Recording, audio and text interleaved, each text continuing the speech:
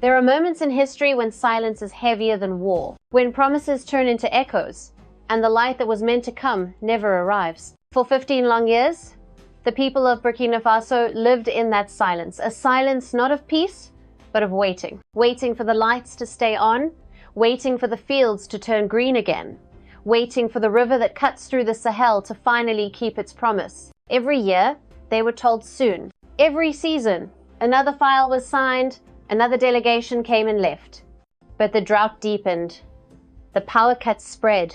Children studied by candlelight. Farmers prayed to a sky that had forgotten rain. And women carried water mile after mile beneath the unyielding Sunday. It wasn't just a lack of electricity, it was a theft of time, of hope, of dignity. And then, thousands of miles away, in a quiet room in New Delhi, history shifted. A man in a simple kurta leaned over a folder that had gathered 15 years of dust reports, delays, excuses, signatures of those who never kept their word. He read for 3 minutes. Then he closed it. He looked up, met the eyes of a young African captain who had refused to wait any longer, Ibrahim Traoré, and spoke just 5 words that split the silence wide open. "We can start next month." 5 words, but they hit like thunder. They crossed deserts, rivers, and cables that had long gone cold. 5 words that carried the weight of 15 years and the promise of a continent tired of waiting. In that moment, it wasn't just a deal being signed. It was a mirror breaking, a new current being born. From that desk in New Delhi, a $24 billion project began, the largest in West African history. A dam, not just of steel and concrete, but of will and sovereignty. For the first time, the power that had always flowed from others began to rise from within. Burkina Faso, once dismissed as a landlocked nation lost between dunes, had just lit a match that could ignite an entire continent. And the world felt it. Because this is not only a story of megawatts or money, it is about a people who refuse to be defined by the word delay. It is about dignity, finally demanding its due. It is about Africa no longer waiting for permission to rise. Stay with me, because what began with 5 words in a quiet room will soon echo through Beijing, Brussels, and Washington, shaking the foundations of how the world sees Africa and how Africa sees itself. History, my friends, does not always begin with a revolution. Sometimes it begins with silence breaking and light finally arriving. Stay with me, and if you want to follow every turn of Ibrahim Traoré news and Burkina Faso news, make sure you subscribe right now, because history is being written before our eyes. At the dawn of the new millennium in the year 2000, officials from Beijing stood shoulder to shoulder with leaders of Burkina Faso. They pointed to the great river that cut across the Sahel and promised transformation. They called it the Sahel Megadam. The numbers were dazzling. 6,000 megawatts of power, enough to electrify the whole nation and sell to neighbors. 2 million hectares of farmland irrigated, ending the long cycles of drought. 200,000 jobs created in agriculture and industry, a promise worth $7 billion at the time, wrapped in the language of speed, expertise, and financing. Burkina Faso did not wait idly. The government cleared 50,000 hectares of land. 12 villages were relocated with the understanding that sacrifice today would bring abundance tomorrow. Environmental impact agreements were signed. The foundation was ready. On paper, the future had already begun. But the future did not arrive. Instead, year after year, delay after delay. In 2012, Beijing asked for more time. Another feasibility study. In 2015, they said financing was under review. In 2018, the technical assessments were restarted from zero. By 2020, the pandemic gave another excuse to push the horizon further away. And by 2023, silence. No engineers, no funds, no answers. Chinese banks and ministries stopped picking up the phone. For the people of Burkina Faso, this was not just paperwork. It was life or the lack of it. In the north, farmers planted crops that failed again and again as rains grew shorter and harsher. In Ouagadougou, students bent over their books by candlelight when power cuts blacked out the capital. In small villages, women and children walked mile after mile just to fetch a bucket of water. One of them was Fatou, a mother from Gorsuchi province. Every morning before sunrise, she carried a container and walked 3 kilometers to reach a water source. Every second year, her crops failed, pushing her family closer to hunger. Her eldest son, weary of the struggle, left for Libya to search for opportunities that did not exist at home. For her, the promised dam was not an abstract project. It was survival. Another was Amadou, a taxi driver in Ouagadougou.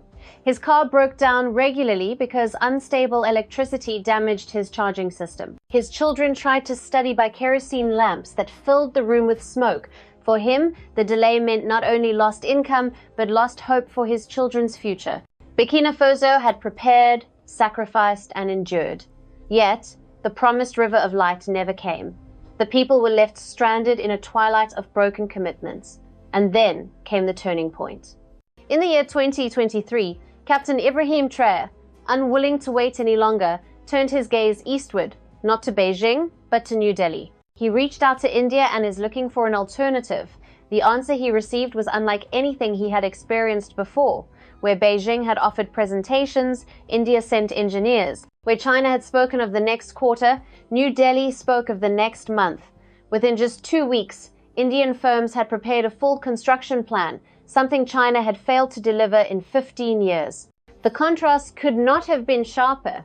15 years of waiting, wasted by delay, weighed against 14 days of action, producing not only a design, but a commitment. And then came the moment that would echo across the globe. Prime Minister Narendra Modi, after reading a thin folder that contained the years of Chinese postponements closed, it looked up and spoke 5 words: "We can start next month." Those words did not just launch a project, they launched a new chapter in history. For the people of Burkina Faso, for the Sahel, for Africa itself, the ground beneath had begun to shift. Cliffhanger. But if one man's decision could break 15 years of silence, what would happen next? Stay with Ma, because in the next chapter, we will uncover how a $24 billion deal shook Beijing to its core and why Captain Ibrahim Traoré's answer left Chinese officials speechless. The year was 2023, and Captain Ibrahim Traoré had grown weary of empty promises. He had waited through 15 years of shifting deadlines and unanswered phone calls. Now he reached for a different path, and when he did, the doors of New Delhi swung wide open. It happened quickly, almost unbelievably so. Within days of his request, Indian engineers were on the ground surveying the terrain, studying the flow of the river, and mapping out the future. In 2 short weeks, they produced a full plan, a plan not only larger than China's original design, but smarter, sharper, and swifter. The deal was worth $24 billion, $15 billion for the dam itself, steel and turbines and concrete rising from the soil. $4 billion for regional power grid connections that would bind Burkina Faso to 6 of its neighbors, $3 billion for irrigation canals and pumping stations that would spread water into parched fields across the Sahel, $2 billion for industrial zones powered by the current of the river itself, zones where aluminium smelters, steel works, and manufacturing plants would finally take root. The scale was staggering, but the details were even more important. For the first time, Burkina Faso had a partner willing to put commitments on paper with penalty clauses for delays.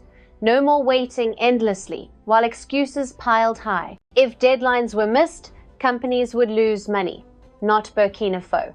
And then there was the matter of knowledge. Where China had locked engineering secrets inside state-owned companies, India promised full technology transfer. Every blueprint, every algorithm, every grid design would be shared with Burkina Faso engineers. Within a decade, local specialists would be able to design, maintain, and operate hydroelectric facilities on their own. For the first time, Africa was not simply a consumer of technology, but a custodian of it. Prime Minister Narendra Modi himself gave the word. After reading the file of Chinese delays, he closed it, looked directly at Captain Traoré, and said 5 words. "We can start next month." The room fell silent, but the silence carried power. 15 years of waiting had ended in a single sentence. The people of Burkina Faso, weary from blackouts and droughts, finally saw the possibility of light, and the reaction, it was immediate. Crowds gathered in Ouagadougou, cheering what the local press called the project of the century. Farmers recalculated their planting seasons, daring to imagine 3 harvests in a year. Families spoke of the day when water would flow from taps, not from distant streams. But while joy spread across Burkina Faso, fury spread across Beijing. Within 72 hours of the deal's announcement, 3 Chinese delegations landed in Ouagadougou State media thundering that Burkina Faso had committed economic suicide, and the ambassador himself came forward with a revised contract, $30 billion, $5 billion more than India's offer. Faster construction timelines, advanced Chinese turbine technology, words that on paper appeared stronger than what India had pledged. Yet in the meeting room, Captain Traoré listened, and then he asked a single question: where were these capabilities? For the last 15 years, the air grew heavy. The officials shifted in their seats. There was no answer because everyone in that room knew the truth. China could have built the dam long ago. They chose not to. That moment, that one piercing question, exposed 15 years of strategy and silence. And it sent ripples not only through Beijing, but through Washington, Brussels, and every capital that had grown accustomed to Africa waiting. But the story does not end with a contract or a question, because the world was watching, and soon a secret European report would surface warning that this single dam might destabilize Europe's entire energy strategy. What was in that report? Stay with me, because the revelations will shake you. The ink on the contract was barely dry when the consequences began to unfold. Burkina Faso had signed the largest infrastructure deal in its history, and suddenly the world took notice. Inside Ouagadougou, the mood shifted overnight. Newspapers declared it the project of the century. People filled the streets outside government offices, not in protest, but in celebration. For once, the promise of light seemed real. Fatou, the farmer from Gorsi province, told her neighbors she could already imagine planting maize 3 times a year. Amadou, the weary taxi driver, spoke of the day when his children would study under electric lamps, not smoky kerosene. The change was not abstract. It was tangible, personal, and immediate. But the ripple did not stop at Burkina Faso's borders. Across West Africa, leaders were watching closely. In Ghana, the energy minister publicly asked if ARA could strike a similar deal with India. In Nigeria, senior officials contacted New Delhi to explore hydroelectric partnerships. In Kenya, requests for renewable infrastructure discussions were sent within weeks. The monopoly China had cultivated for 2 decades was beginning to crumble before their eyes. For the region, the implications were enormous. Burkina Faso was no longer just a landlocked Sahel nation. With new grid connections reaching 6 neighbors, it was poised to become the energy hub of West Africa. Cheap, abundant electricity would fuel industries long held back by power shortages. Cotton could be spun into textiles, boxes smelted into aluminium, and data centers powered without interruption. Suddenly, Burkina Faso held leverage not as a nation waiting for loans, but as a supplier of energy that others would depend on. The economic benefits were equally staggering. 80,000 jobs would be created during the construction phase alone. 2 million hectares of farmland would be irrigated, bringing food security to millions. 50 million people across the region would gain reliable electricity for the first time. Each figure was more than a statistic. Each was a lifeline, and yet the celebration carried an undertone of tension because outside Africa, reactions were less joyful. In Washington, analysts warned that the United States could no longer assume Africa had only 2 choices, the West or China. India's decisive entry had rewritten the equation. American think tanks cautioned that AI-powered smart grids could give African nations not only economic independence but military autonomy as well. Reliable electricity was more than comfort. It was a foundation for communication systems, data storage, and advanced technologies that could shift the balance of power. In Brussels, the anus was even sharper. A confidential European Union report circulated among senior officials warned of structural risks to Europe's energy strategy. Billions had been poured into wind farms, solar projects, and LNG terminals, all calculated on the assumption that Africa would remain a dependent market, not a competitor.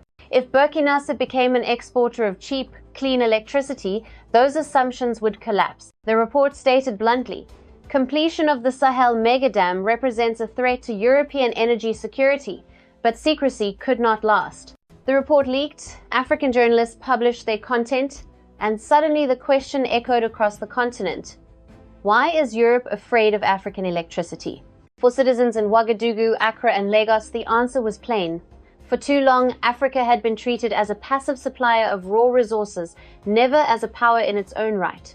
Now, with one dam, that narrative was shifting. Yet, with hope came danger. If the project threatened China's influence, Europe's markets, and America's strategic assumptions, then pressure would follow. Propaganda, counter-offers, warnings of debt and disaster. The dam was not yet built, but already it was under siege. The question now is not whether the dam can be built, it is whether the world will allow it to succeed. What do you think, my friends? Can Africa finally claim its own destiny, or will outside powers find a way to block the light? Share your thoughts in the comments because the debate is far from over. The shockwaves of the 24 billion deal did not stop at the borders of Burkina Faso, nor even at the edges of West Africa. They rolled outward, unsettling the corridors of power in Beijing, Brussels, and Washington. For China, the deal was nothing short of humiliation. The Belt and Road Initiative had been built on the promise that Beijing was Africa's indispensable partner. By keeping projects slow and maintaining a deliberate pace, China ensured dependency. A country without reliable electricity could not industrialize, could not stand independently, could not turn away. The Sahel mega dam had never been a gift of development. It was a lever of control. But that lever broke the moment Captain Ibrahim Traoré looked to India. The sight of Indian engineers producing in 14 days what Chinese firms had failed to provide in 15 years shattered the illusion of inevitability. In Europe, the anxiety was strategic and economic. Brussels had long viewed Africa as a partner to be guided, even managed. Energy transitions in Europe assumed that African electricity would remain scarce and expensive, ensuring European exports remained competitive. Now, a classified report revealed the truth. Europe feared not the failure of the dam, but its success. If West Africa could generate and export cheap electricity, Europe's investments in renewables would face sudden competition. A dependent continent was predictable. A self-sufficient one was disruptive. In Washington, the conversation turned to security. Analysts pointed out that electricity is not just about lights in homes or machines in factories. It is the backbone of communications, of data storage, of advanced defense systems, and Africa, powered by AI-driven smart grids, could develop its own digital independence and strategic autonomy. No longer would the continent have to rely on fragile systems tied to outside powers. For the Pentagon, this was more than economics, it was geopolitics. India, meanwhile, presented itself not as a new master, but as a partner. Private firms like Larsen and Toubro, Bart Heavy Electricals, and Tata Power had reputations at stake. Contracts included penalty clauses, transparency measures, and technology transfer. For the first time, Africa was not being asked to hand over sovereignty for infrastructure. Instead, it was offered a share in the knowledge, the skills, and the future. And so, the world watched uneasily. For some, the deal was a promise of hope. For others, it was a threat to influence and profit. Yet, the most haunting question remains. If one dam could challenge China, unsettle Europe, and alarm the United States, what will happen when this model spreads across the continent? The dam was still lines on a blueprint. Concrete yet to be poured, turbines yet to be installed, and yet in Burkina Faso, the future had already begun to take shape. In Ouagadougou, a new technical college opened its doors with funding tied to the Indian agreement. Among the first students was Mariam, a 19-year-old from Burkina province. She had grown up in a farming family where the harvest failed as often as it succeeded. Blackouts forced her to study by candlelight, and her textbooks were stained with wax. Now she was learning the mechanics of turbines, preparing to work at the very dam that promised to power her community. "I do not want to leave," she said. "I want to build here." Her words captured something larger. The reversal of a long, painful trend.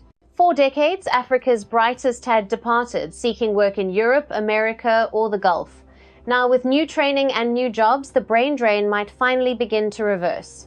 In rural areas, farmers were already preparing for irrigation canals that would deliver water to 2 million hectares of land. Agricultural experts predicted harvest could triple. Cotton, maize, rice, once hostage to the rains, would become year-round staples. Processing plants planned near the canals would transform raw crops into finished goods. Higher profits for farmers, more jobs for their children, the possibility of prosperity grows from the soil. The industrial benefits were no less dramatic. The $2 billion allocated for energy-intensive zones promised to transform Burkina Faso from an exporter of raw resources into a manufacturer of finished goods. Aluminium smelting, steel production, textiles, all powered by cheap, clean electricity. For the first time, a landlocked Sahel nation could dream not of survival but of industry. At the regional level, the implications stretched even further. Electricity exported to 6 neighboring countries would bring in foreign currency, strengthen alliances, and weave a tighter fabric of economic interdependence. Instead of vulnerability, West Africa could find resilience. Instead of division, integration. This was the vision that Captain Ibrahim Traoré placed before his people. Not simply a dam, but a blueprint for transformation, a way to break cycles of dependency and prove that Africa could chart its own course. But here lies the deeper question. If one dam can light homes, irrigate fields, and power industries, what will happen when 10 dams rise across Africa? 20 dams, a continent transformed, or a continent challenged by the powers that fear its rise? That is the road ahead, and it is a road the world cannot ignore. The Sahel wind carries more than dust and heat. It carries memory. Memory of promises made and broken, of decades when Africa was told to wait.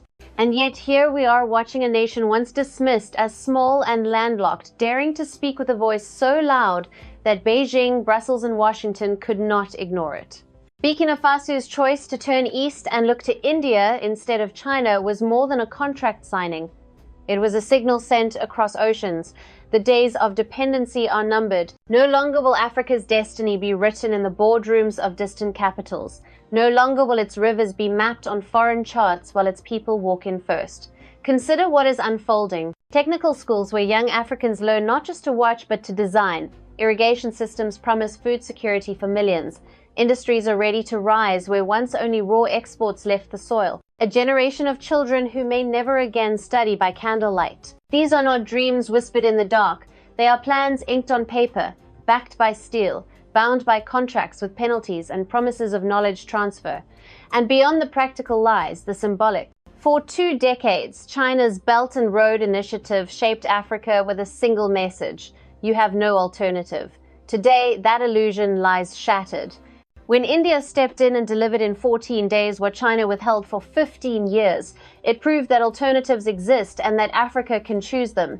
Yet, with every victory comes resistance. China has already returned with higher offers. Europe has leaked reports that expose fear more than concern. The United States studies not only economics but also military implications. Pressure will come because power never shifts quietly. Still, the deeper truth remains. The people of Burkina Faso, the farmers, the drivers, the students, they are no longer silent. Their stories now form the backbone of a new narrative. The dam is more than water held behind concrete. It is a mirror reflecting the possibility of an Africa that builds, leads, and defines itself. West Africa, where Russia continues to deepen its ties. One step forward and leads to transformation. One step backward leads to the old cycle of waiting. The choice for the first time in generations belongs not to others, but to Africa itself. The $24 billion dam deal is not only a contract, it is a declaration. The wind that crosses the Sahel still carries dust, but now it also carries light. For 15 years, Burkina Faso waited in darkness, holding faith like a flame cupped in trembling hands. And yet today, that flame has become a sunrise. The signing of a $24 billion dam was not just an economic act, it was an act of defiance. A declaration that Africa will no longer be defined by delay, dependency, or doubt. It was a moment when the continent looked at the world and said, "We are not waiting anymore." Think of Fatu, who once walked 3 kilometers before sunrise just to fill a bucket of water. Soon she will open a tap and see a river flow from her own soil. Think of Amadou, whose children coughed in the smoke of kerosene lamps. One day soon, their faces will glow beneath clean electric light born from their own land. And think of Mariam, the young student learning to command turbines instead of accepting darkness. She represents not only Burkina Faso's future, but Africa's new generation, a generation that refuses to emigrate for hope because they are learning to build hope where they stand. This is not the story of one dam. It is the story of a people reclaiming the right to design their destiny. Steel, concrete, and turbines are only the visible parts. The invisible part, the most powerful one, is belief. Belief that the waiting can end. Belief that light can come from within. Belief that the world's maps no longer decide who deserves progress. For decades, others have drawn Africa as a place of need. Today, Africa redraws itself as a place of creation. A continent that no longer whispers someday, but speaks boldly now. Burkina Faso may still be landlocked on a map, but in spirit, it has unlocked an ocean of courage, of innovation, of dignity. Every megawatt produced by this project is not just electricity. It is a sentence rewritten in the book of history. It says, Africa chooses, Africa builds, Africa rises. And the world is watching, some in admiration, others in fear. Because when Africa stands, the balance shifts. When Africa shines, the shadows that once covered it begin to fall away. But this story is not over. The dam is still being built. The challenges will come from outside and within. The question is, will the world allow the light to grow, or will it try to pull the continent back into silence? That answer depends not just on leaders or nations, but on all of us, on those who choose to stay awake. If this story moved you even a little, stay with us. Because this channel is not just about news, it is about witnessing the rebirth of a continent.